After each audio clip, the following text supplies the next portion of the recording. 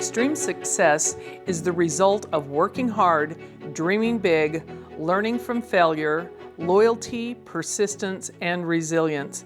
Hello and welcome to another episode of Xtreme One to Watch. We are so excited to have a special guest today, Ms. Kelli Kamm.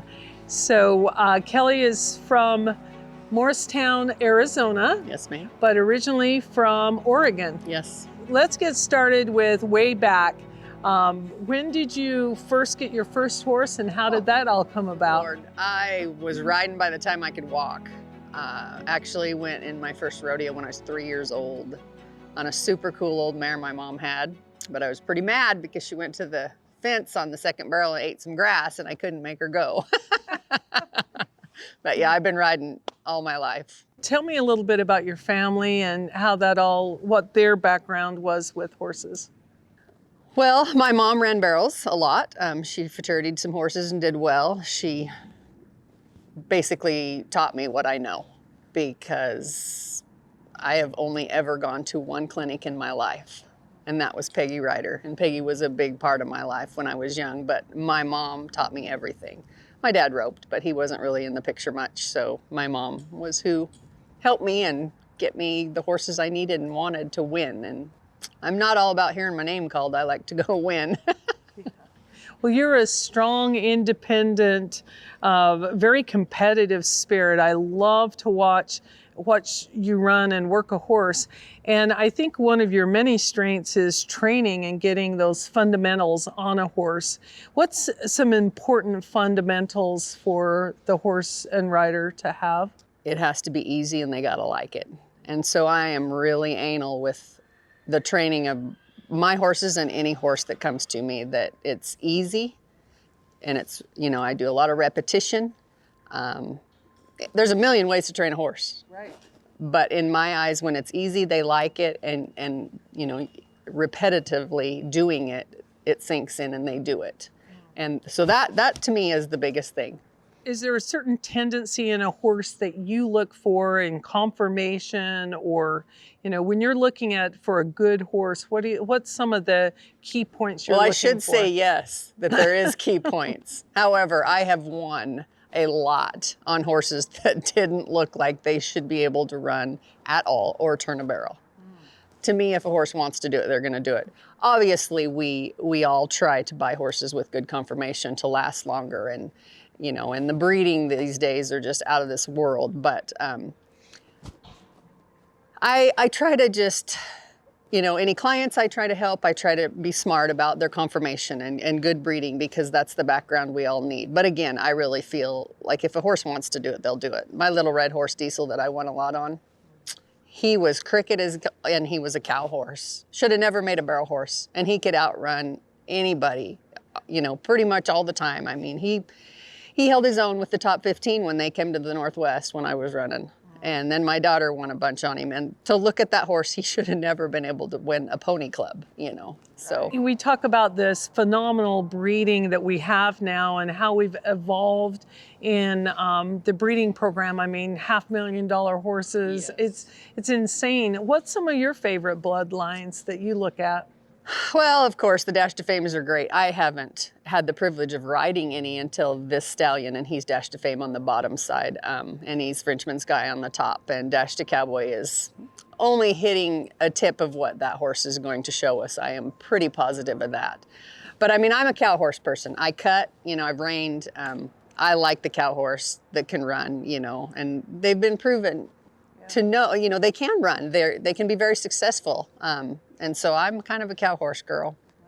Have you ridden cow horse outside of, competitively at all? No, I used to cut a little bit, and then I rode for a trainer for a while and showed a few of his clients' horses years ago when my kids were tiny, but other than that, no. And it sounds like your mom was a great mentor in your life, and now you've taken that on. What qualities did you pick up from your mother? My strength and independent, for sure.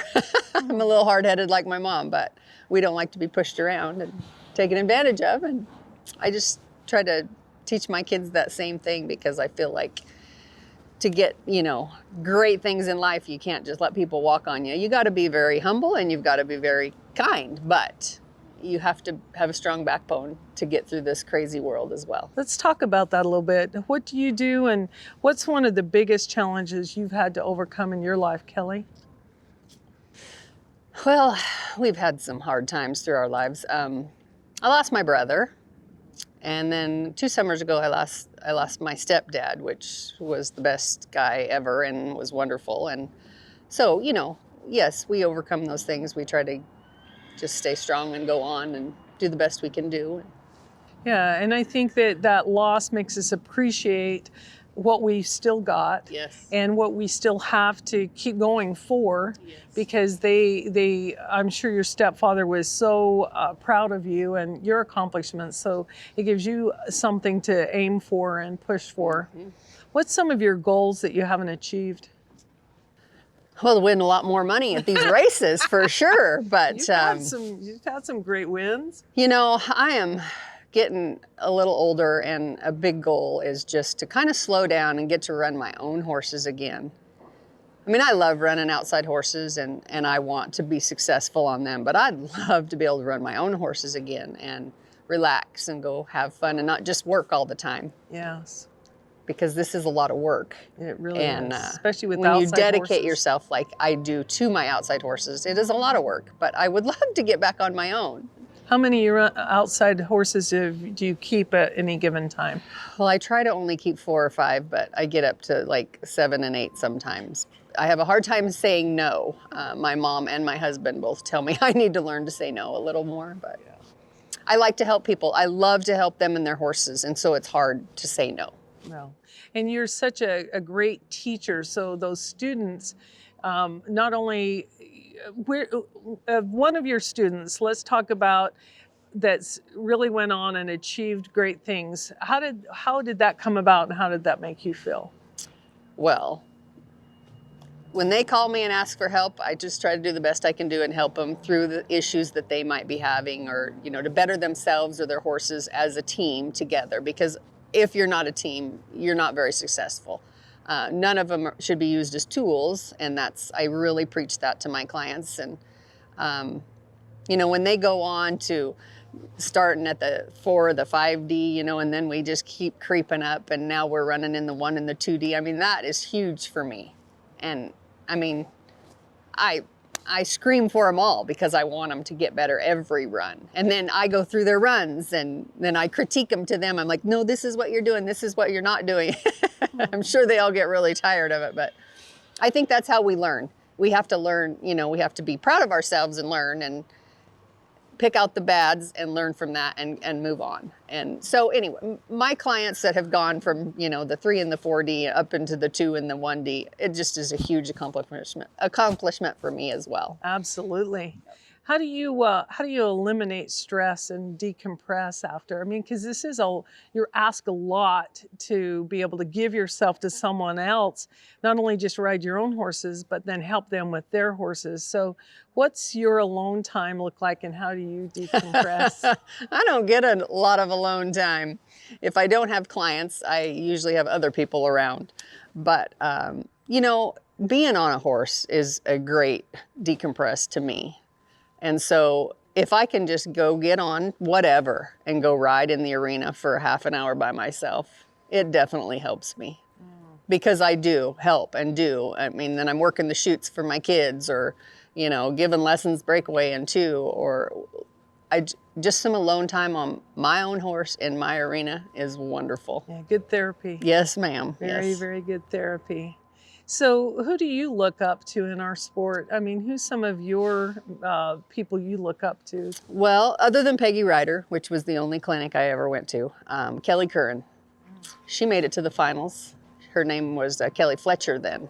And Kel is a huge, huge inspiration to me. And also Randy Ray Britt. My daughter is named after Randy Ray with the same middle name. Oh. Yep. So is your children in the sport at all, and still do you? Yeah, well, My son is a big time bulldogger these days. He's trying to, better himself at that, works at that all the time. And then my daughter runs barrels a little bit, not very much anymore, but she's a big time breakaway roper. So, fabulous. Yep. Which it's getting huge, so that's fun too. So much opportunity now. Isn't it great that we can pick a sport and be able to excel in it and make enough money to keep going at it, that it isn't just a weekend hobby. So it's so exciting to see where we're going with this. Well, and I've roped all my life. I've even always told my husband, I'm not a barrel racer, I'm a roper, that I run barrels now. And the older I get, of course, it's easier to run barrels than to rope. And I've had some right arm issues and I haven't been able to rope very much, but it's getting better and I've been roping again. And I've got a really nice bay Judge Cash stud that my husband heels on, and I'm going to steal him a little bit and try to go to some breakaway ropings as well. Yeah. Well, you mentioned you've had a bum shoulder before. Is there any other kind of physical injuries that you've had to overcome in your long career?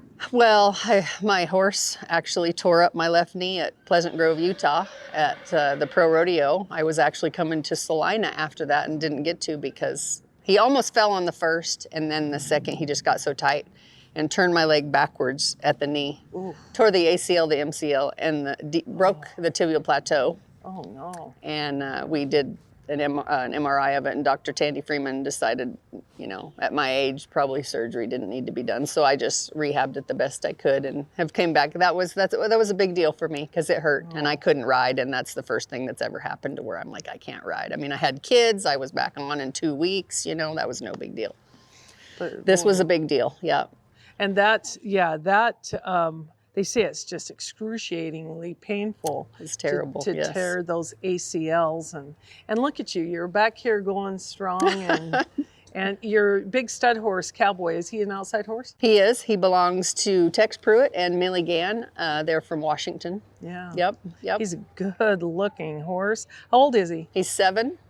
Great. So he was with a gal and she fraternity him and then a little bit and then kind of hit and miss, and then he went to a guy and this guy was heading on him for about a little more than a year maybe, and then they decided to get him to me, and it's been great. I mean, we've came a long ways and he's got a long ways to go, but I feel that this horse, people are missing the boat not breeding to him because his attitude, his breeding, the way he's built, and the try, I mean, I've been hit and miss here in the 1D, 2D, 3D, but I mean, when he can run with some of the big dogs in the 1D, I mean, I know he's going to get there, and these people are going to wish they had bred to him while he was cheap.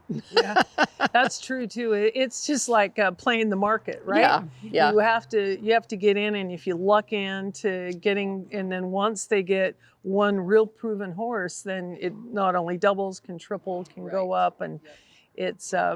Do you raise babies? I do raise a few. Yep. Yeah. That's a fun game. Oh, stressful, fun game. Yeah, very stressful. Have any on the ground right now? No, not yet this year. I have one out of a really neat easy rolling Rolex mare and by my Judge Cash stud that will be hitting the ground here within a month probably. But nice. And I've got a 2-year-old and a yearling that are by my same stud.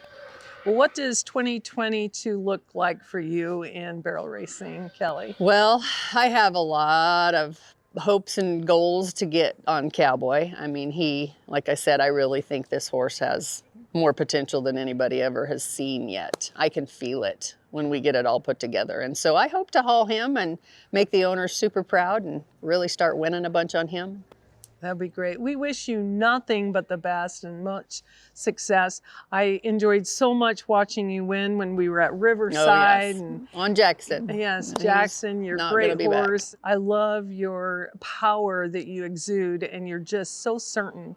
And that's a rare commodity. I never see where you feel like you're intimidated at all. I mean, it's like you're so intentional, and it's been a pleasure knowing and watching you over the years, and thank you for your extreme support. Yeah. We wish you nothing but the best, and we hope you've enjoyed this episode of Xtreme One to Watch. Check us out every other Thursday on any of the podcast platforms as well as our YouTube channel. Thank you and happy trails.